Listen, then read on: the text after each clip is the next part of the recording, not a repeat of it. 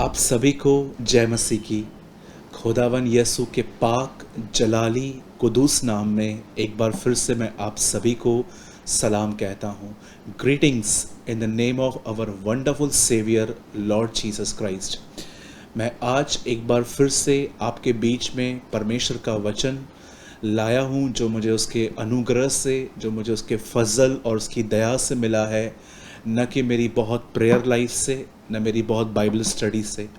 मैं आज जो भी आपसे शेयर कर रहा हूँ, ये सिर्फ मुझे परमेश्वर के अनुग्रह से मिला है। हम सबों के लिए ये वचन है, पहले मेरे लिए है, उसके बाद ये आपके लिए भी है, ताकि हम आज परमेश्वर के वचन को सुनकर सच्चाई को जाने और आज़ाद हो। क्योंकि बाइबल बताती है, तुम सत्य को जानोगे, you will know the truth and truth shall set you free. सत्य तुम्हें स्वतंत्र आज़ाद करेगा। इससे पहले कि मैं आज के वचन की शुरुआत करूं, मैं आपको पहले ही बताना चाहता हूं, जो आज का वचन है वो बहुत महत्वपूर्ण है। मैंने इस वीडियो के डालने से पहले मैंने परमेश्वर से दुआ की है कि प्रभु, आज का जो ये वचन जो आपने मुझे दिया है, मैं प्रार्थना करता हूँ ये हर मसीह तक पहुँच पाए। क्योंकि हम जानते हैं कि प्रभु के आने में बहुत थोड़ा ही समय है, बहुत जल्द वो हमारे बीच में आ जाएंगे। और मैं ये बिलीव करता हूँ कि आज जो वो उम्मीद हमसे करता है वो है तैयारी। वो चाहता है कि उसकी दुल्हन तैयार हो। आपने टॉपिक ऑलरेडी पढ़ लिया होगा, आज का वचन दुल्हन के ऊपर है। और मैं बिलीव करता हूँ कि आज का वचन आपकी ज़िंदगी को बदलेगा। आज का वचन आपको एक लेवल और ऊंचा उठाएगा। आज का जो वचन है वो आपको मैच्योरिटी में आगे ले जाएगा। ये मेरा ईमान है। इससे पहले कि मैं आज के वचन में आऊँ, मैं चाहता हूँ हम सब कुछ सेकंड्स के लिए, जस्ट फॉर फ्यू सेकंड्स, हम अपने दाहिने हाथ को खुदावन की तरफ उठाएं, स्वर्ग की तरफ। और मैं चाहता हूं हम कुछ सेकंड्स के लिए उस महान यीशु मसीह को धन्यवाद दें, हम उसका शुक्र करें, हम उसकी शुक्रगुजारी करें। प्रभु, आज जो कलाम आपने मुझे बांटने के लिए अपने लोगों के साथ दिया है, मैं उसके लिए आपको धन्यवाद देता हूं। आप महान हैं प्रभु, आप बड़े दयालु हैं। अगर कोई निराशा में हमें इनकरेज करता है तो वो आप हैं। अगर कोई अकेलेपन में हमारा साथी बनता है तो वो आप हैं। कई बार प्रभु जी हम अपने जीने की उम्मीद खो देते हैं, लेकिन तू बार बार अपने वचन के द्वारा, अपने लोगों के द्वारा हमसे मिलता है, ताकि हम प्रभु जाने कि हम तेरे हैं। तूने हमें बनाया है। तू महान है प्रभु। तू राजाओं का राजा है। तू प्रभुओं का प्रभु है। तू स्वर्ग और पृथ्वी का मालिक है। प्रभु, आज एक बार फिर से तेरे आशीर्वादित वचनों को लेकर हम घोषणाएं करते हैं। हम प्रोक्लेम करते हैं कि आज हमारा दिन है। आज हमारी जिंदगी बदलेगी। आज हम एक लेवल और मैच्योर बनेंगे। आज हमारा अंदरूनी हिस्सा, हमारी इनर लाइफ चेंज होगी। और आज का वचन मैं बिलीव करता हूँ हर सुनने वाले के हृदय में एक बेदारी लेकर आएगा, एक रिवाइवल लेकर आएगा। मैं बिलीव करता हूँ कि आज बहुत सारे लोगों की ज़िंदगी बदलेगी। धन्यवाद यीशु, धन्यवाद। Thank you Jesus, thank you Lord. जो भी आपने हमारे लिए किया है, हम उसके लिए आपको धन्यवाद देते हैं। आपने हमारे लिए अपनी जान दी है। आपने हमारे श्राप उठाए हैं। आपने हमारी बीमारियां ली हैं। आपने हमारे गुनाहों को लिया है। कई बार प्रभु जी हमने तुझसे मुंह मोड़ लिया, लेकिन तू हमेशा वहीं खड़ा रहा। हम तुझे धन्यवाद देते हैं।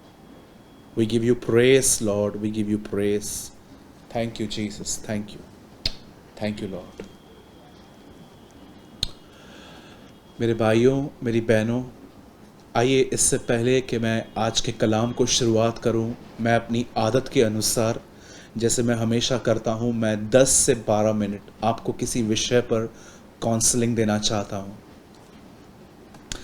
बहुत सारे लोग मैसेंजर पे, फेसबुक मैसेंजर पे उन्होंने मुझसे पूछा था कि सूरज भाई, एक मसीह होने के बाद हमारे ज़िंदगी में इतनी कठिनाइयाँ क्यों आती हैं। कई सारे लोगों ने ये सवाल किया है कि जब हम प्रभु में नहीं थे तो बहुत सारी चीज़ें थी जब फेस करते थे तब भी हम, लेकिन जब हम प्रभु में आए तो हमने भी बहुत डिफरेंट थिंग्स को फेस करना पड़ा और ज़िंदगी ऐसा महसूस हो रही थी कि ज़्यादा कठिन हो गई है।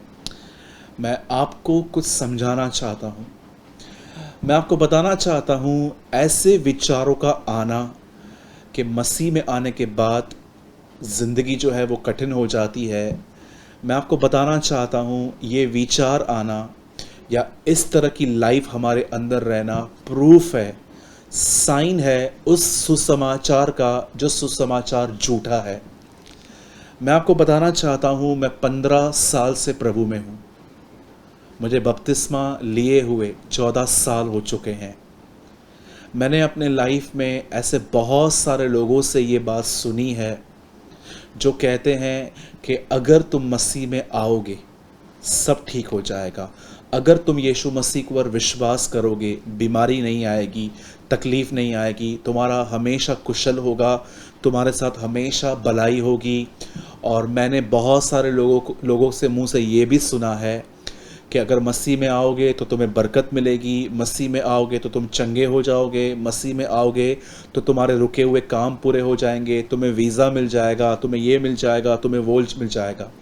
अब ध्यान रखिए, मैं इस प्रचार के खिलाफ नहीं हूँ और मैं इसे प्रॉस्पेरिटी गॉस्पेल भी नहीं कहता, क्योंकि हमें समझना है कि झूठे और सच्चे प्रचार में अंतर क्या है।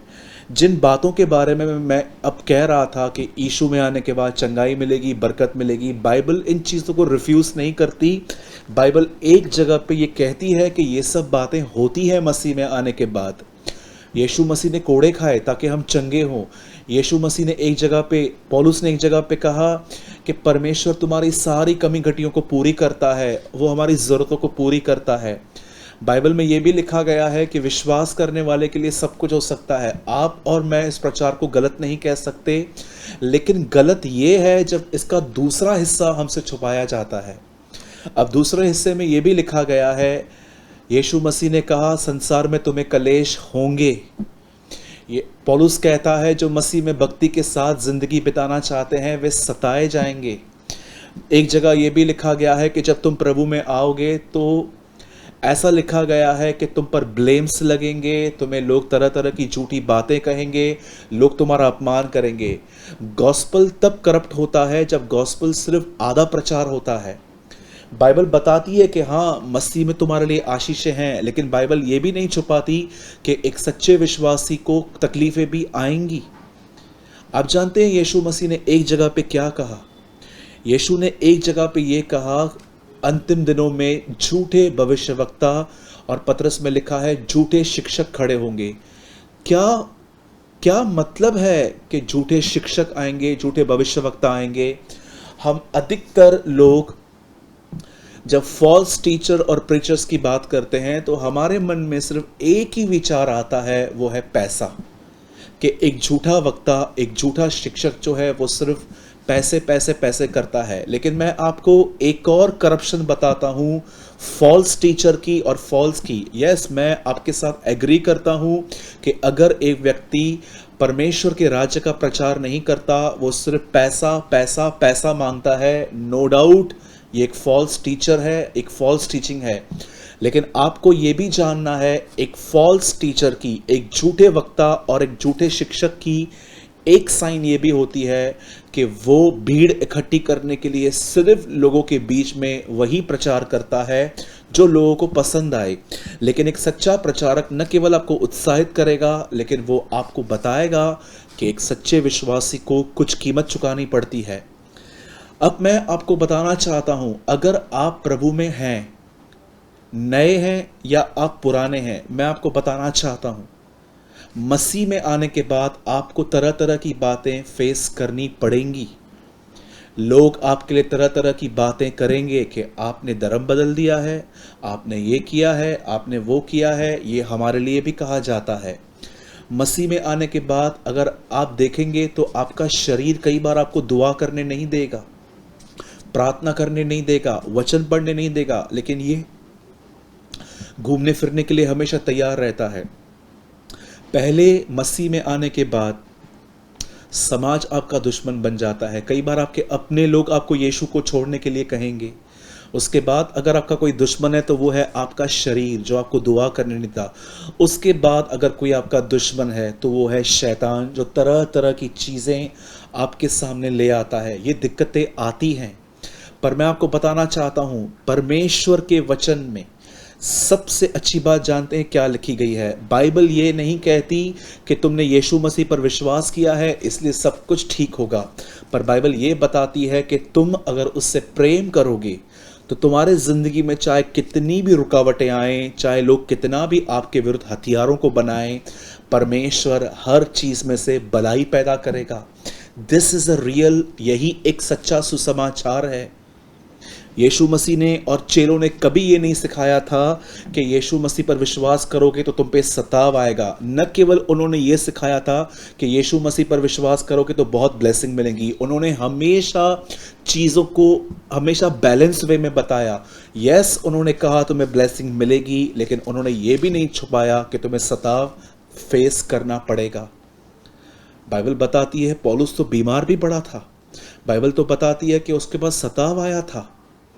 मेरे भाइयों, मेरी बहनों, बाइबल कहाँ भी ये नहीं कहती कि आप जब यीशु मसीह पर ईमान लाओगे तो आपके लाइफ में संकट नहीं होंगे, लेकिन बाइबल ये बताती है कि उन संकटों में भी जब वो आप पे आएंगे, परमेश्वर आप में से उनके लिए कुछ भलाई पैदा करेगा। मैं आपको एक क्लासिक एग्जाम्पल देता हूँ कि कैसे परमेश्वर हमारे ऊपर आने वाले संकटों में से भी हमारे लिए भलाई पैदा करेगा। आप में से किसी को भी डिस्टर्ब, डिस्करेज, अपसेट, डिप्रेस होने की कोई ज़रूरत नहीं है। अगर आज आप ये देख रहे हो कि आपकी मैरिज लाइफ में प्रॉब्लम है, आपके पास फाइनेंशियल प्रॉब्लम्स हैं, आप बीमार हो, आपके पास तकलीफ़ें हैं, आप तरह तरह की प्रॉब्लम से गुजर रहे हो, मैं आपको बताना चाहता हूँ, आपको निर्णय सिर्फ इतना लेना है, सिर्फ आप ये देखिए कि क्या आप परमेश्वर से प्रेम करते हैं, क्या आप खुदावंद से प्यार करते हैं। और आप बोलोगे कि भाई प्रभु से प्यार करने का अर्थ क्या है, तो मैं कहूँगा परमेश्वर की आज्ञा को मानना ही परमेश्वर से प्रेम करना है। रोमियो में नहीं लिखा गया है कि सबके लिए भलाई होती है, पर रोमियो में लिखा गया है 8:28 में, जो लोग अपने परमेश्वर से प्रेम करते हैं उनके लिए सारी बातें मिलकर भलाई को उत्पन्न करती हैं। अब मैं आपको एक क्लासिक एग्जाम्पल देता हूं कि परमेश्वर मसीह में आने के बाद जो तकलीफ़ें हम पर आती हैं, कैसे उन तकलीफ़ों को हमें आशीष देने के लिए इस्तेमाल करता है। बाइबल बताती है यूसुफ को एक दर्शन आया कि प्रभु उसे ऊंचा उठाएंगे पब्लिकली, लोगों के सामने। एक दिन जब उसने ये दर्शन, ये जो भी उसने देखा था, जब उसने अपने भाइयों से शेयर किया तो उसको भाइयों को बड़ी जलन हुई, क्योंकि विशेष था वो। और उसके भाइयों ने एक दिन उसे बहुत मारा, और जब उस रास्ते से कुछ लोग गुजर रहे थे तो उन्होंने यूसुफ को बेच दिया, और उन्होंने जाकर यूसुफ को कहीं और बेच दिया। और एक दिन ऐसा हुआ कि यूसुफ वहाँ पर जिस घर में गुलामी कर रहा था, वहाँ पर उसके ऊपर एक एलिगेशन लगा कि उसने किसी के साथ व्यभिचार किया है, पर उसने ऐसा कुछ भी नहीं किया था।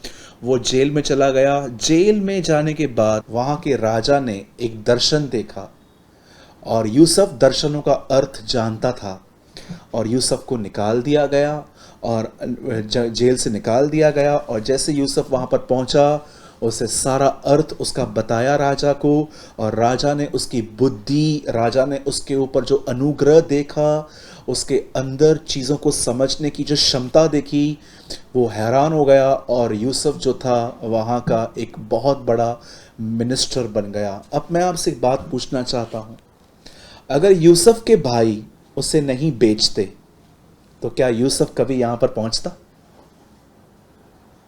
इसीलिए यूसुफ के भाई जब अंत में उसे मिलने आए, यूसुफ उन्हें कहता है, तुमने मेरे साथ बुराई की, परंतु परमेश्वर ने इसी बुराई में भलाई का विचार किया।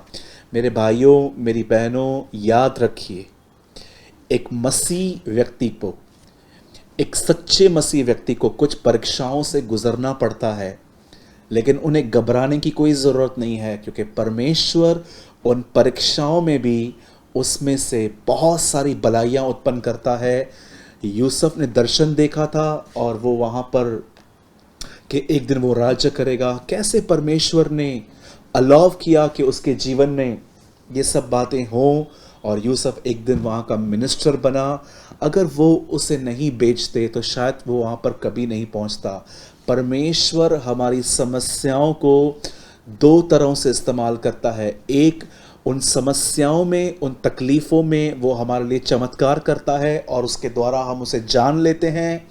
और दूसरी चीज़, उन परिस्थितियों में जो हम पर आती है वो हमारे चरित्र को बनाता है, वो हमारे कैरेक्टर को बिल्ड करता है।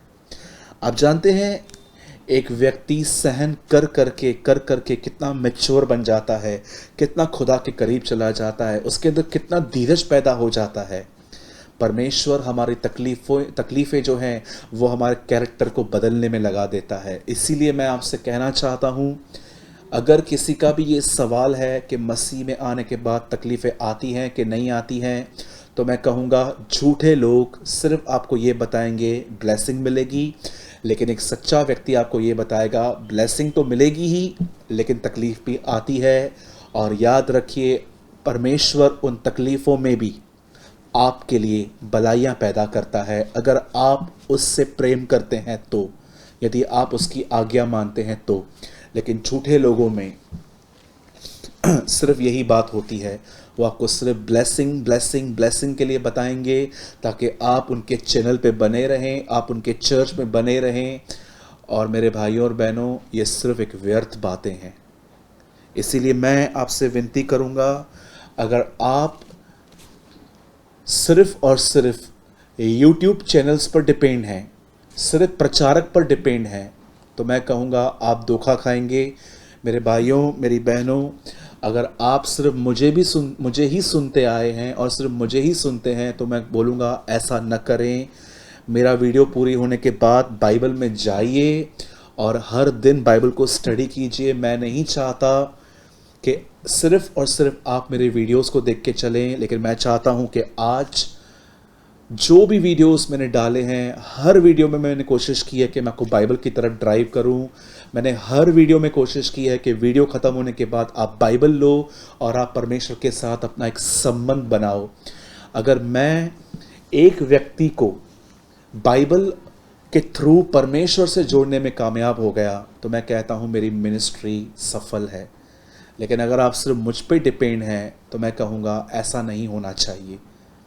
मेरे भाइयों, मेरी बहनों, प्लीज़ मैं आपसे विनती करता हूँ, झूठी शिक्षाओं की तरफ ध्यान मत दीजिए, पर उस सच्ची शिक्षा की तरफ ध्यान दीजिए जो बाइबल से आती है, और उन सच्चे लोगों पर ध्यान दीजिए जो आपको हर चीज़ बाइबल में से समझाते हैं। और अगर आपको कोई भी चीज़ अनबिब्लिकल लगती है, चाहे वो मेरी हो चाहे किसी और की हो, प्लीज़ डिलीट कर दीजिए और उसको फिर से ना सुनिए। आइए, ये समय है परमेश्वर के वचन में आने का, परमेश्वर के वचन को आपके साथ शेयर करने का। और इससे पहले कि मैं आज के वचन में आऊं, मैं आपके साथ एक अनाउंसमेंट करना चाहता हूं। मैं आपको एक सूचना, एक जानकारी देना चाहता हूं। मेरे भाइयों, मेरी बहनों, please take this thing very seriously. इसे बहुत गंभीरता से लीजिए। आज जो मैं आपके साथ शेयर कर रहा हूं, मुझे डर है कि कोई इससे चूक न जाए। कहीं ऐसा ना हो कि आप इसे हल्के से ले लें, क्योंकि ये आपके उद्धार का वचन है, यह आपकी ज़िंदगी का वचन है। एक मसीह व्यक्ति के लिए आखिरी आशा क्या है कि प्रभु उसे लेने आएगा। उससे बड़ी कोई हमारी आशा नहीं है। ये वचन आपकी होप से जुड़ा हुआ है। इसलिए मैं आपसे विनती करता हूँ, जब मैं इस वचन को आपके साथ शेयर करूँ, उस समय कोई काम मत कीजिए, अपना सब कुछ छोड़कर इस वचन को सुनिए। और अगर आप मेरी कुछ मदद करना चाहते हैं तो मैं आपसे विनती करता हूँ, इस वीडियो को पूरे होने के बाद अगर आपको लगे कि ये वीडियो वर्थ है दूसरों के साथ शेयर करने के, तो प्लीज़ आप इसे ज़रूर कीजिएगा। व्हाट्सएप पे, फेसबुक पे या कहीं और भी आप इसकी लिंक शेयर करना चाहें तो प्लीज़ आप कीजिएगा, क्योंकि मैं जानता हूँ यह वचन बहुतों के लिए एक नई ज़िंदगी ला सकता है, क्योंकि ये खुदा का कलाम है। इससे पहले कि हम वचन को शुरू करें, मैं चाहता हूँ हम अपनी बाइबल को खोलें और वचन को ओपन करके रखें। उसके बाद हम दुआ करेंगे, फिर हम स्टार्ट करेंगे। प्लीज़ ओपन विथ मी प्रकाशित वाक्य और उसका 19वां अध्याय, हिंदी में, इंग्लिश में the book of revelation chapter 19 और उर्दू में मुकाशफा की किताब और उसका 19वां बाब।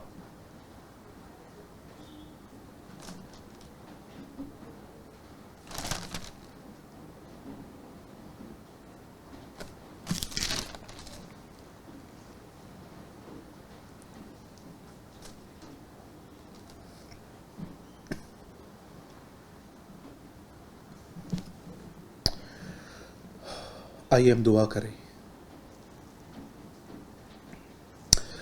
पिता, मैं दुआ करता हूं यीशु मसीह के नाम में, जैसे इब्राहिम ने एलियाजर को भेजा ताकि वो इसहाक के लिए दुल्हन लेकर आए, वैसे ही आज प्रभु तू चाहता है तेरी दुल्हन तैयार हो, रेडी हो, तेरे साथ हो। आज के कलाम को हमारे लिए खोल, आज के कलाम को हमारे लिए खोल दे खुदा। तेरी बातों के खुलने से प्रकाश होता है, भजनकार कहता है। अपने वचन के द्वारा हमारे हृदयों को छेद, हमें तैयार कर, हमें आशीष दे। सारी महिमा, आदर, सारा जलाल और सारा आदर हम आपको देते हैं। सारी इज्जत और तारीफ आपको देते हैं। दुआ को यीशु के नाम में मांगते हैं, आमीन आमीन।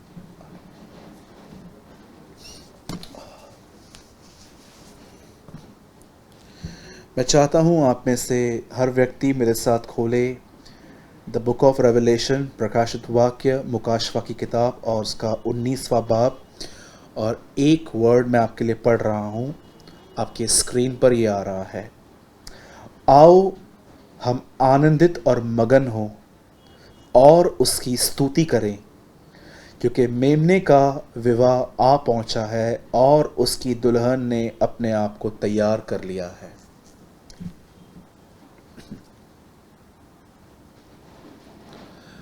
आइए, मैं चाहता हूं आप सब इस बात पर ध्यान दें। बाइबल की शुरुआत इस तरह हुई है कि परमेश्वर ने आदम और हवा को बनाया, उन्हें एक किया और एक घर में रखा। मैं समझता हूं ये बाइबल का पहला विवाह है जो खुदा ने करवाया। आप जानते हैं ये पुराने नियम की शुरुआत थी। नए नियम के अंदर अगर आप यीशु मसीह का पहला चमत्कार पढ़ेंगे तो वो भी एक शादी में है। यीशु मसीह काना नगर में अपनी माँ और अपने लोगों के साथ वहाँ पर गए। वहाँ पर दाखरस समाप्त हो गई थी और आप सभी जानते हैं कि यीशु ने अपना पहला चमत्कार एक शादी में किया। पुराने नियम की शुरुआत एक शादी से हुई, नए नियम की शुरुआत, पहला चमत्कार एक शादी से हुआ। आप जानते हैं बाइबल का अंत भी एक शादी पर हो रहा है। ये लगभग 19 चैप्टर है। ये बाइबल का आखिरी चैप्टर्स में से आता है। 19, 20, 21, 22 उसके बाद पूरा हो जाता है बाइबल। और बाइबल बताती है, यहाँ पर लिखा गया है, परमेश्वर कहते हैं खुश हो जाओ क्योंकि मेमने के विवाह, ऐसा लिखा गया है कि यीशु मसीह की शादी का समय आ पहुँचा है। मेरे भाइयों, मेरी बहनों, हम अपने आप को विश्वासी कहते हैं, हम अपने आप को याजक कहते हैं, हम अपने आप को धर्मी कहते हैं, हम अपने आप को भेड़ कहते हैं। पर आप जानते हो आपके और मेरे लिए बाइबल में बहुत सारे टाइटल्स हैं। हम प्रभु की भेड़ हैं, हम धर्मी हैं, हम याजक हैं, हम उसके को वर्कर्स हैं, सहकर्मी हैं। कई बार मैंने यीशु के नाम बताए हैं, लेकिन आज मैं आपके नाम बता रहा हूँ कि बाइबल आपको क्या क्या कहती है। बाइबल आपको धर्मी कहती है। धर्मी का मतलब जिसे परमेश्वर ने एक सही व्यक्ति ठहराया है। बाइबल आपको याजक कहती है, जिसका मतलब है प्रीस्ट, आप सेवकाई करने वाले व्यक्ति हैं। बाइबल आपको भेड़ कहती है क्योंकि आप उसके पीछे पीछे चलते हैं। बाइबल आपको भंडारी कहती है क्योंकि परमेश्वर ने आपके अंदर अपने वचनों के बहुत सारे रेवलेशंस रखे हैं। पर आप जानते हैं बाइबल आपको दुल्हन भी कहती है, ब्राइड। और मैं आपको बताना चाहता हूँ, बहुत जल्द जब यीशु मसीह अपनी ब्राइड को, अपनी दुल्हन को लेने के लिए जब आएंगे, तो वो अपनी दुल्हन में क्या देखना चाहते हैं। एक दुल्हन जो है, मैं जब कई बार शादी पे गया हूँ तो मैं आपको बताना चाहता हूँ, एक दुल्हन को पहचानना और एक साधारण व्यक्ति को पहचानना बहुत सिंपल है। ज़रा सोचिए, अगर आपके सामने दो गर्ल्स खड़ी की जाएं, दो लड़कियां खड़ी की जाएं, एक बहुत ही सिंपल कपड़ों में है, कोई मेकअप नहीं है, पर दूसरी लड़की बहुत ही एक शानदार ड्रेस में है और उसने मेकअप किया है। और मैं आपसे सिंपल क्वेश्चन पूछूंगा कि इन दोनों में से बताइए दुल्हन कौन है, तो बच्चा भी बता पाएगा कि जो रेडी हुई है, जिसने मेकअप किया है, जिसने बहुत अच्छे कपड़े पहने हैं, वो दुल्हन है। एक दुल्हन को आप उसके मेकअप से जानते हो, उसके कपड़ों से जान जाते हो। तो ज़रा सोचिए, जब यीशु मसीह आएगा अपनी दुल्हन को लेके, तो उसका मेकअप क्या होगा, वो अपनी दुल्हन में क्या देखना चाहेगा। सबसे पहले मैं चाहता हूं, आइए अपना हाथ उठाइए और कहिए, मैं प्रभु की दुल्हन हूं और प्रभु मेरा दूल्हा है। जब यीशु मसीह यरूशलेम में आए थे तो वो एक गधे पर बैठ के आए थे। एक सेवक की साइन है ये। उन दिनों में लोग गधे पे बैठ के जाते थे, लेकिन अब यीशु मसीह, आप पढ़ सकते हैं, आराम से पढ़िएगा, अब वो गधे पे नहीं आएगा, अब वो घोड़े पर आएगा, क्योंकि वो एक दूल्हे की तरह आएगा। मैं आज आपको समझाना चाहता हूँ कि मसीह की दुल्हन का मेकअप क्या है। मैं ये वर्ड इसलिए यूज़ कर रहा हूँ ताकि आप वर्ड को बहुत अच्छे से समझ पाएँ कि एक मसीह की दुल्हन का श्रृंगार क्या है। मैं चाहता हूँ आप मेरे साथ एक वचन खोलिए, और मैं बिलीव करता हूँ कि हम सब शुरुआत ऐसे ही करते हैं। मैं चाहता हूँ आप सब मेरे साथ खोलिए रोमन्स का 7th chapter, the book of Romans, उसका चैप्टर 7।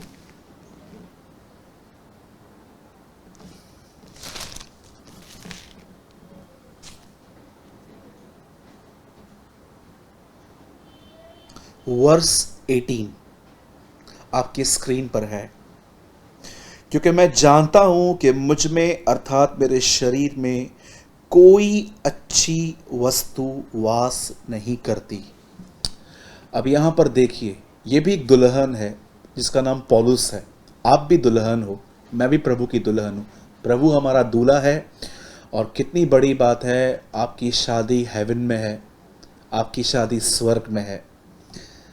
कई सारे लोग जो तरह तरह की तकलीफ़ें देखते हैं, मैं आपको बताना चाहता हूँ, आप अपने लाइफ में एक बहुत ऑसम टाइम देखने वाले हैं। ये एक फ्यूचर टाइम है। प्रभु ने हमेशा फ्यूचर वर्ल्ड के लिए बात की थी। जो मेरा यहाँ इनकार करेगा, मैं उसका वहाँ इनकार करूँगा। जो यहाँ छोटा कहलाया जाएगा, वो वहाँ पर बड़ा कहलाया। जो अपने आप को यहाँ छोटा करेगा, वो वहाँ पर महान कहलाया जाएगा। यदि तुम मेरा यहाँ इनकार करोगे, तो मैं तुम्हारा वहाँ इनकार करूँगा। अगर आप बाइबल की बहुत सारी आयतों को ध्यान से पढ़ें, एक जगह पे यीशु ने कहा, जो यहाँ पर छोटी छोटी आज्ञाओं को मानेगा और मानना सिखाएगा, वो वहाँ परमेश्वर के राज्य में महान कहलाया जाएगा। अगर आप बाइबल को आराम से पढ़ें, जो तुम यहाँ छोड़ोगे, मैं वो वहाँ से छोड़ूंगा। जो तुम यहाँ बांधोगे, मैं वहाँ से बांधूंगा। बाइबल के बहुत सारे वचन जो हैं, वो भविष्य में आने वाले उस जीवन के बारे में बात करते हैं। इसलिए लिखा गया है, इब्राहिम के लिए वो उस नगर की बाट जो रहा था जिसका आर्किटेक्ट और बिल्डर परमेश्वर है। आप जानते हैं, इब्राहिम हमेशा तंबुओं में रहता था, क्योंकि वो इंतज़ार कर रहा था कि एक दिन मैं उस नगर में पहुंचूंगा जो नगर बनाने वाला ही खुदावंत है। अब ज़रा देखिए, पौलुस भी एक दुल्हन है और वो देखो क्या कह रहा है। वो कहता है, कोई अच्छी वस्तु मुझ में वास नहीं करती।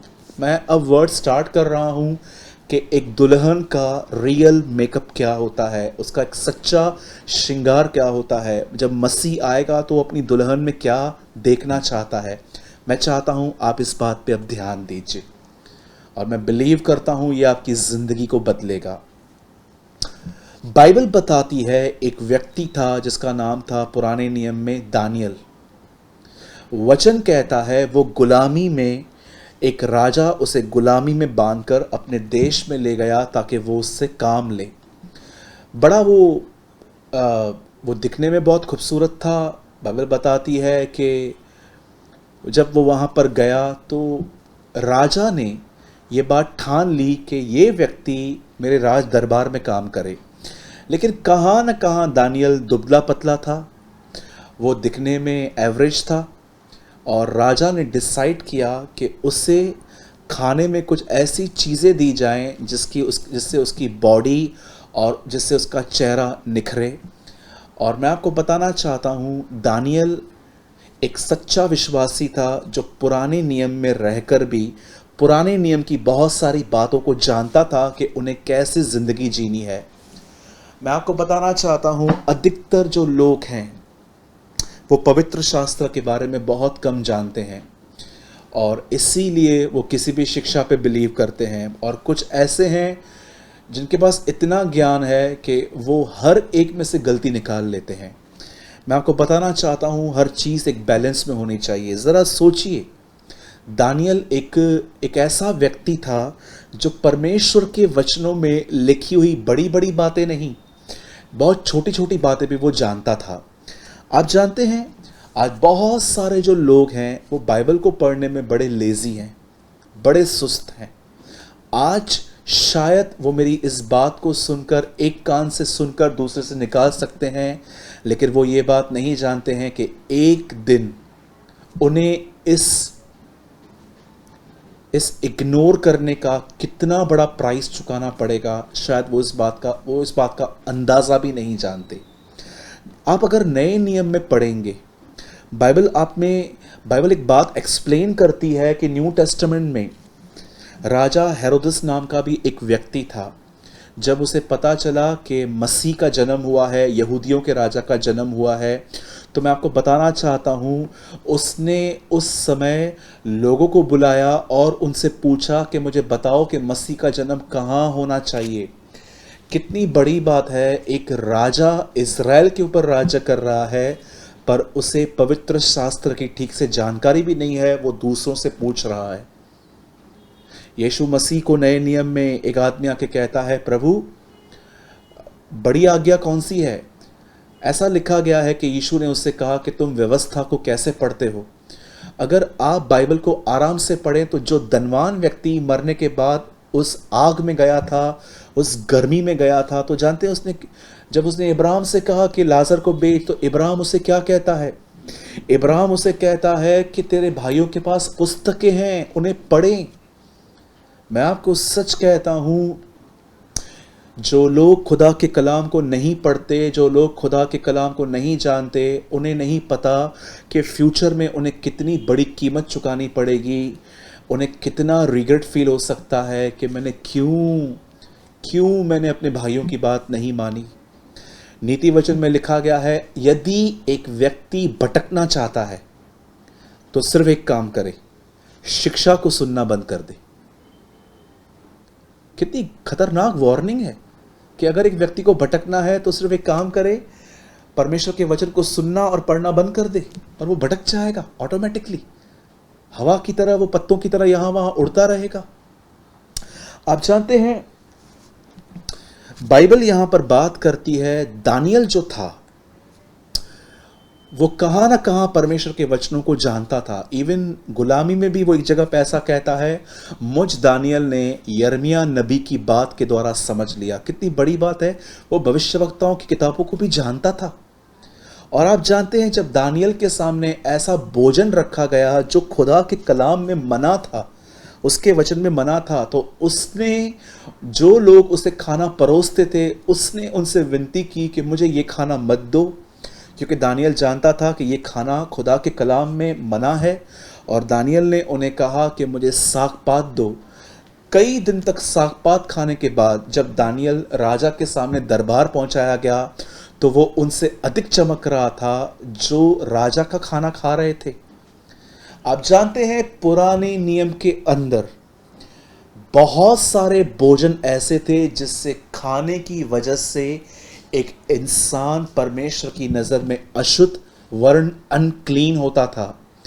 अब मैं बात नए नियम में ले जाता हूँ। बाइबल ऐसा बताती है, एक समय ऐसा आया जब यीशु मसीह ने फरीसियों से कहा, तुम जो खाते हो वो तुम्हें अशुद्ध नहीं करेगा, लेकिन जो तुम्हारे अंदर से निकलता है, किसी स्त्री को देखकर गंदे विचार, किसी के पैसों को देखकर लालच कि मेरे पास भी इतना हो, गुस्सा, बार बार गुस्सा आना, चुगलियां मारना, यहाँ की बातें वहाँ करना। आप जानते भी हैं कि आपके बातचीत करने की वजह से बहुत कुछ खराब हो रहा है, लेकिन आप बस नहीं कर रहे हो, आप चुप नहीं कर रहे हो। आप जानते हैं, पुराने नियम के अंदर इंसान जो खाता था उससे वो अशुद्ध ठहरता था, लेकिन नए नियम में यीशु मसीह ने कहा, अब इंसान खाने के कारण नहीं, लेकिन जो उसके अंदर से निकलता है वो उसे अशुद्ध करता है। आप जानते हैं, एक दिन पतरस दुआ कर रहा था, एक चद्दर नीचे उतरी, उस पर बहुत सारे जानवर थे, और वहां पर आवाज आई, उठ पतरस, मार और खा। पतरस ने कहा, नहीं प्रभु, मैंने ये कभी नहीं किया है। तब प्रभु उसे कहते हैं, जैसे मैंने शुद्ध ठहराया है तो उसे अशुद्ध मत कह। आप जानते हैं, पतरस यीशु मसीह को जानने के बाद भी बहुत सारे लोगों से मिलता नहीं था, प्यार नहीं करता था, और यीशु ने उसे समझाया, किससे भी अनक्लीन मत कह, क्योंकि मैंने हर एक को क्लीन ठहराया है। मैं आपको बताना चाहता हूँ, अगर आप मसीह में आने के बाद उन्हीं लोगों से दोस्ती रखते हैं जो आपके स्टैंडर्ड के हैं। मैंने बहुत सारे लोगों को देखा है जो पढ़े लिखे होते हैं, जब वो देखते हैं कि कोई अनपढ़ है तो उससे फ्रेंडशिप नहीं करते हैं, उनके साथ बहुत यस और नो और यस रखते हैं। अगर आप एक ऐसे व्यक्ति हैं जो अपने स्टैंडर्ड को देखकर लोगों से दोस्ती करते हैं, तो मैं आपको बताना चाहता हूँ, आप मसीह नहीं हैं, आप एक अविश्वासी हैं। यीशु मसीह जब क्रूस पे मर रहे थे तो वो ऐसे मरे थे। पौलुस कहता है, उसने यहूदी और यूनानी को एक कर दिया है। याद रखिए, एक हाथ से यहूदी, एक हाथ से यूनानी। उसका एक हाथ अपनी जाति यहूदी की तरफ है, उसका एक हाथ हम अन्य जातियों की तरफ है। उसने अपने हाथ फैलाए और उसने दोनों को एक किया है। आप जानते हैं, जब दानियल ने पुराने नियम में उस भोजन को छोड़ दिया, क्योंकि दानियल जानता था ये खाना उसे अशुद्ध करेगा, लेकिन नए नियम में यीशु मसीह ने कहा, अब भोजन नहीं, जो तुम्हारे अंदर से निकलता है। चाहे आप जब स्त्रियों को देखते हैं आपको बुरे विचार आते हैं, आप बहुत चिड़चिड़े, गुस्सेबाज, बार बार पे धमकियां देना, बार बार पे लोगों को गालियां देना, आप एक ऐसे व्यक्ति हो, या आप देखते हो कि आपके अंदर जलन होती है किसी की उन्नति को देखकर। जब आप एक स्टूडेंट को देखते हो कि आप उसकी इतनी मार्क्स आई लेकिन आपकी मार्क बहुत कम आई, आपको जलन होती है। आपको जानते हैं, दुनिया के लोग तो जलन में जादू टोना तक कर लेते हैं, जरा सोचिए।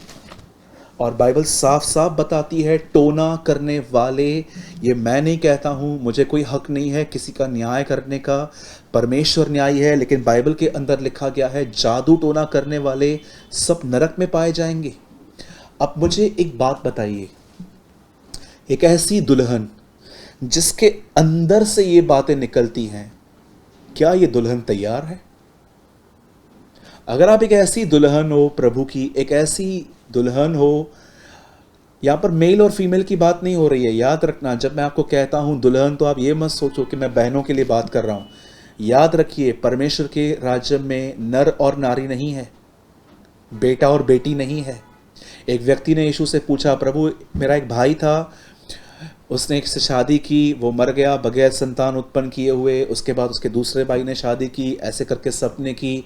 अब जब हम वहाँ जाएंगे तो ये लड़की किसकी बीवी कहलाएगी? प्रभु ने कहा, वहाँ शादियाँ नहीं होती, वहाँ नर नारी नहीं होती, वहाँ पर हम सब एंजल्स की तरह हैं।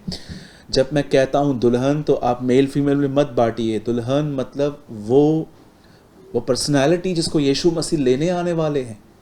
और आप जानते हैं बाइबल क्या बताती है? बाइबल बताती है अगर मैं एक ऐसी दुल्हन हूं प्रभु की जिसमें इस तरह की बातें वास करती हैं, तो मैं आपको बताना चाहता हूं ये वो दुल्हन है जिसका मेकअप बिल्कुल नहीं हुआ है। क्या है मेकअप? क्या आप जानते हैं यीशु मसीह ने कहा मैं तुम्हें अकेला नहीं छोड़ूंगा, मैं जाऊंगा, मैं प्रार्थना करूंगा कि खुदावन तुम्हें पाकरू दे, परमेश्वर तुम्हें पवित्र आत्मा दे। आप जानते हैं क्यों यीशु मसीह ने हमारे लिए प्रार्थना की है कि हमें पवित्र आत्मा मिले? ताकि हम जिनके अंदर कोई अच्छी वस्तु वास नहीं करती, हमारे अंदर पवित्र आत्मा आए और हमारे अंदर एक अच्छी वस्तु वास करे। मेरे भाइयों, मेरी बहनों, मैं आपको बताना चाहता हूं पुराने नियम के अंदर दानियल नबी की किताब में समझाया गया है कि भोजन इंसान को पुराने नियम में अशुद्ध करता था, लेकिन नए नियम के अंदर यीशु कहते हैं अब जो तुम खाओगे उससे नहीं, लेकिन अब जो तुम्हारे अंदर से निकलेगा वो तुम्हें अशुद्ध करेगा। वो अशुद्धता, वो खालीपन, वो पौलुस की बात जो यहां लिखी गई है, मुझ में कोई अच्छी बदबू वास नहीं करती। परमेश्वर ने हमें हमारे अंदर पवित्र आत्मा दिया है ताकि हमारे अंदर से अच्छी बातें निकलें। यही आपका रियल मेकअप है। अगर आप और मैं एक ऐसे व्यक्ति हैं, हमने शुरुआत ऐसे की है, पौलुस कहता है कोई अच्छी चीज मुझ में वास नहीं करती, सिर्फ बुरी चीजें हमारे अंदर वास करती हैं। उन बुरी चीजों की लिस्ट है। यीशु ने कहा एक इंसान के अंदर से जो निकलता है, दूसरे की स्त्रियों को देखकर गंदे विचार, लड़कियों को देखकर गंदे विचार, मोबाइल के अंदर पॉर्न वीडियोस देखना, फेसबुक पे जाके लड़कियों के फोटोज को देखना चुप चुप के, और कहाँ ना कहाँ गुस्सा करना, गालियां निकालना, चुगलियां मारना, यहाँ की बातें वहाँ करना, बहनों और भाइयों के बीच में फूट डलवाना, बातों को बढ़ा चढ़ाना। पौलुस यहाँ कहता है कोई अच्छी वस्तु वास नहीं करती। इसका मतलब सारी बुरी चीजें हमें वास करती हैं। परमेश्वर ने आपके अंदर पवित्र आत्मा भेजा है ताकि वो पवित्र आत्मा आपके अंदर से उन बुरी वस्तुओं को निकाल के आपके अंदर आपको फल दे, आपको फ्रूट्स दे। यही आपका रियल मेकअप है। मैं आपसे एक बात पूछना चाहता हूं, क्या पवित्र आत्मा आपके अंदर आपको इस तरह तैयार कर रहा है जैसे मैं अब आपको बताऊंगा? जरा सोचिए एक बात। मैं मेकअप की लिस्ट देता हूं मैं आपको, जैसे आपको बहुत कुछ पता होगा, आईब्रोज करवाना, एक ब्लीच करवाना, बहुत सारी आपको पता है कि मेकअप में बहुत सारी चीज़ें आती हैं। मैं आपको एक मेकअप की लिस्ट देता हूं। क्या आपको ये मेकअप है? यीशु मसीह भीड़ को देखकर तरस खाता था, उन लोगों को देखकर जो उसकी बातों को भी नहीं मानते थे। जरा सोचिए, आप कुछ कहते हो और कोई आपकी बात नहीं मानता, आपको गुस्सा आता है कि आपको तरस आता है कि ये इस आदमी के लिए दुआ करनी चाहिए? आपके बहुत सारे अविश्वासी मित्र होंगे, आपके बहुत सारे ऐसे लोग होंगे, अनबिलीवर फ्रेंड्स होंगे, रिलेटिव्स होंगे, उनको देखकर क्या सोचते हो कि ये नरक में जाएंगे, ये कभी नहीं सुधरेंगे? कि आप यीशु की तरह उनको देखकर आपको तरस आता है। मैं आपको बताना चाहता हूं 90% अपने रिश्तेदारों को देखकर जिनको उन्हें गॉस्पल बताया है पर उन्होंने बिलीव नहीं किया है, जानते हो उनके लिए क्या सोचते हैं? ये तो बच ही नहीं सकते हैं, ये कहां से बचेंगे, ये तो नरक ही जाएंगे, इन्हें तो सुधरना ही नहीं है, ये तो गलत हैं। आप देखते हो आपका मेकअप गायब है। यीशु मसीह उन लोगों को देखकर जो उसकी बातों को भी नहीं मानते थे, उन्हें देखकर उन्हें तरस आता था। जरा सोचिए, आप एक मेज पर बैठे हैं और आपको पता है कि कुछ घंटों के बाद एक आदमी आपको पकड़वाएगा, लेकिन आप उसके भी पैर धो रहे हैं। क्या आपके अंदर ऐसा मेकअप है? जरा सोचिए। यीशु को पता था कि एक आदमी उसे क्रूस पे मारेगा और पतरस ने उसका कान उड़ा दिया। यीशु ने उसी कान को लेकर उसको जोड़ दिया और पतरस से कहा तलवार को अंदर रख। वो अपने सताने वाले, उसको पता था ये मुझे सताएंगे, वो उनसे भी प्यार करता था। आपके अंदर प्यार हो, आपके अंदर दूसरों के लिए इज्जत हो, आपके अंदर लोगों को बर्दाश्त करने की ताकत हो, ये आपका रियल मेकअप है। जरा सोचिए, क्या आपको पवित्र आत्मा ने नवाजा है इन चीज़ों से? और अगर आपको नहीं तैयार किया जा रहा है, अगर आपको नहीं नवाजा जा रहा है, तो मैं आपको बताना चाहता हूँ, मिस्टेक पवित्र आत्मा की नहीं है, मिस्टेक आपकी है। क्योंकि आप में और मुझ में ऐसा बहुत नेचर है कि जब हम मीटिंग्स को सुनते हैं तो हम मीटिंग को एंजॉय करते हैं। वाओ, नया वर्ड आया है, टाइटल तो पढ़ के देखो, आज कुछ नया सुनने को मिलेगा। लेकिन कुछ ही लोग होते हैं जो वचन सुनने के बाद अपने घुटनों पर आते हैं, कमरे में जाते हैं और खुदा के सामने आंसू बहाते हैं कि खुदा, जो मैंने सुना है वो मुझे चाहिए। जब तक तू मुझे नहीं देगा, मैं उस विधवा की तरह बार बार तेरी डेवड़ी पे आऊँगा, चिल्लाऊँगा, रोऊँगा, तुझे पुकारूँगा, क्योंकि मुझे वो चाहिए। ये वो लोग होते हैं जो मसीह की दुल्हन मेकअप के साथ बन पाते हैं। आपका रियल मेकअप, आपका रियल श्रृंगार सिर्फ अपने आंखों में काजल लगाना, बालों को स्ट्रेट करवाना नहीं है। आपका रियल मेकअप है परमेश्वर के फलों में अपने आप को तैयार रखना। मेरे भाइयों, मेरे बहनों, मैं आपको कहूँगा, मैं इतना भी जानता हूँ, आप में से जितने भी लोग मुझे देख रहे हैं, आप में से अधिकतर लोग ठंडे हो चुके हैं। आप में से बहुतों ने प्रभु के पीछे चलना बंद कर दिया है। आप सिर्फ बाइबल पढ़ते हो, दुआ करते हो, लेकिन एक टाइम ऐसा आता है जब आपको अपने आप से लड़ाई करनी चाहिए कि नहीं, मैं ये नहीं करूँगा, और आप इजीली फिसल जाते हो। दिस इज़ नॉट अ वे, ये रास्ता नहीं है। समर्पण कीजिए, प्रभु से कहिए, प्रभु मैं आपकी दुल्हन हूँ, पर मेरे अंदर से मेकअप गायब है। समर्पण कीजिए, सरेंडर योर लाइफ, और पवित्र आत्मा से कहिए, पवित्र आत्मा, मैं उसकी दुल्हन हूँ, मुझे अपने फलों से नवाजिए, मुझे अपने फलों में तैयार कीजिए। मेरे अंदर से लोगों के लिए प्यार हो, मेरे अंदर लोगों के लिए इज्जत हो। मैं वो व्यक्ति न बनूं जो सामने इज्जत करूं लेकिन पूरा पीछे बुराइयां करूं। मुझे एक ऐसा व्यक्ति बना कि मैं सामने भी प्यार करूं, पीछे भी प्यार करूं। मेरे भाइयों, मेरी बहनों, मेमने के विवाह का समय आ पहुंचा है। बहुत जल्द हमारा प्रभु हमें लेने आएगा। क्या आप तैयार हैं? जरा सोचिए। Be ready. आशीषित समझिए खुद को, क्योंकि अब तक प्रभु नहीं आया है। वो हमारे विषय में धीरज धर रहा है। वो नहीं चाहता हम नाश हों, लेकिन वो चाहता है हम तैयार हों।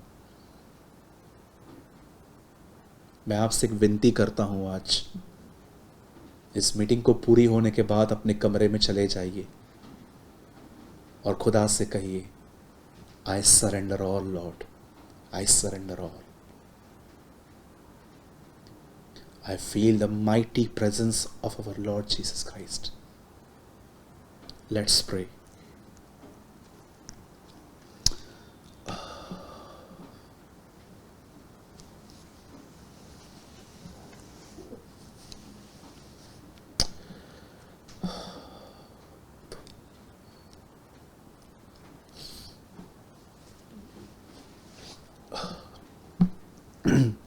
स्वर्गीय पिता, मैं दुआ करता हूँ यीशु मसीह के नाम में।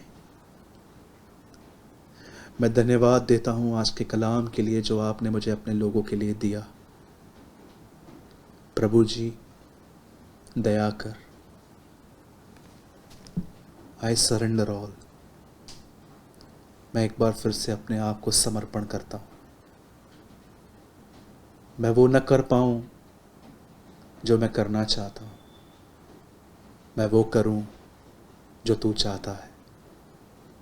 यह करने के लिए मुझे अनुग्रह दे, यह करने के लिए मुझ पर दया और करुणा दे, फजल दे खुदा, मुझ पर दया कर। मैं विश्वास करता हूं आपने मेरी दुआओं को सुना। जितने भी लोग प्रभु देख रहे हैं, और देखने वाले हैं, वे आज के वर्ड को हल्के से न लें, पूरी गंभीरता से लें और वो ये जाने कि तू आ रहा है अपनी दुल्हन को लेने। हमें तैयार कर। ये आज का संदेश मसीहों के बीच में रिवाइवल लेकर आए, बेदारी लेकर आए। मैं तुझसे ये दुआ करता हूँ, हर बीमार शरीर यीशु के नाम में चंगा हो, हर घर के अंदर झगड़े ख़त्म हो, लड़ाइयाँ ख़त्म हो, डिस्कशन ख़त्म हो और हमारे बीच में प्यार आए, धार्मिकता आए, तेरा राज आए।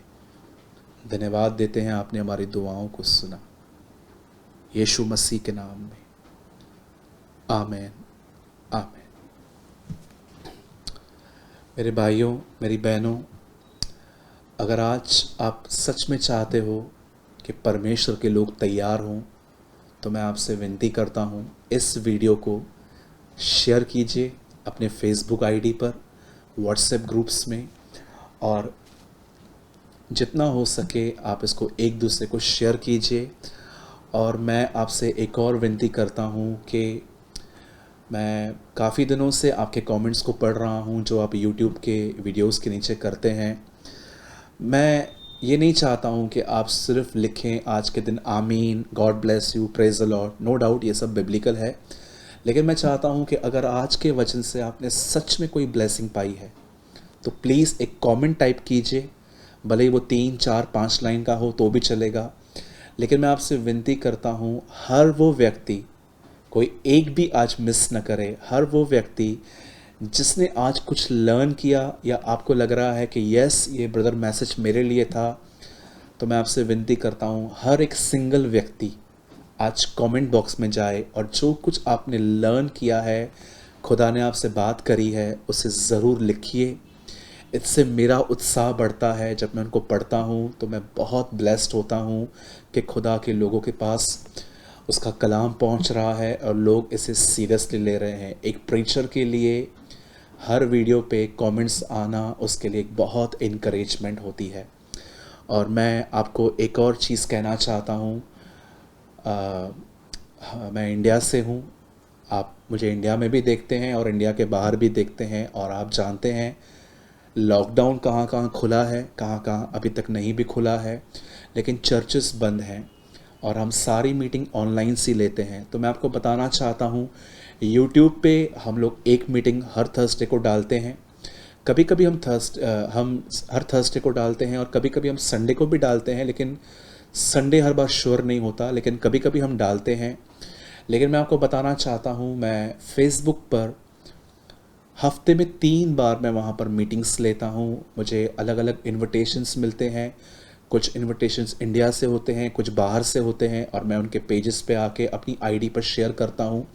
तो आप में से कोई भी यदि परमेश्वर के वचन को और सीखना और समझना चाहता है, तो मैं आपको बताना चाहता हूँ, मेरी फेसबुक आईडी का नाम है सूरज प्रेमानी, और आपको उसकी जो लिंक है वो आपको वीडियो के नीचे डिस्क्रिप्शन बॉक्स में मिल जाएगी। आप वहाँ पर जाके मुझे फ्रेंड रिक्वेस्ट भेज सकते हो, या तो आप मेरी आईडी पे आके फॉलो बटन प्रेस कर सकते हो। इससे क्या होगा, मैं एवरी सिंगल डे, हर दिन मैं फेसबुक पे ज़रूर कुछ शेयर करता हूँ। कभी आर्टिकल, कभी कोट्स शेयर करता हूँ, कभी मैं छोटे छोटे वीडियोस शेयर करता हूँ। इससे आप सीख सकते हैं। मैं कहूँगा ये आपके लिए एक छोटा सा बाइबल स्कूल है मेरा फेसबुक आईडी। मैंने हमेशा से ये कहा है कि मेरी एक आईडी है फेसबुक पे जो आपके लिए एक छोटा सा बाइबल स्कूल हो सकता है, जिसमें एवरीडे आप कुछ लर्न कर सकते हैं। तो मेरी फेसबुक आईडी का नाम सूरज प्रेमानी है। आप चाहें तो आप मुझे वहाँ पर फॉलो कर सकते हैं और कमेंट करना ना भूलें। इससे पहले कि मैं इस मीटिंग को मैं फिनिश करूँ, मैं वाइंड अप करूँ, मैं एक बार फिर से आपको कहना चाहता हूँ, परमेश्वर आपसे प्यार करता है और वो चाहता है कि आप तैयार हो जाइए, और तैयारी के लिए मेकअप की ज़रूरत है, जो मैंने आज आपको पूरा एक्सप्लेन किया। इससे पहले कि मैं वाइंड अप करूं, मैं फिर से कहना चाहता हूं, मेमने के विवाह का समय आ पहुंचा है, क्योंकि उसकी दुल्हन ने उसे अपने आप को तैयार किया है। होने दीजिए कि हम उन तैयार हुए लोगों में गिने जाएं। खुदा आपके साथ है। जय मसीह की।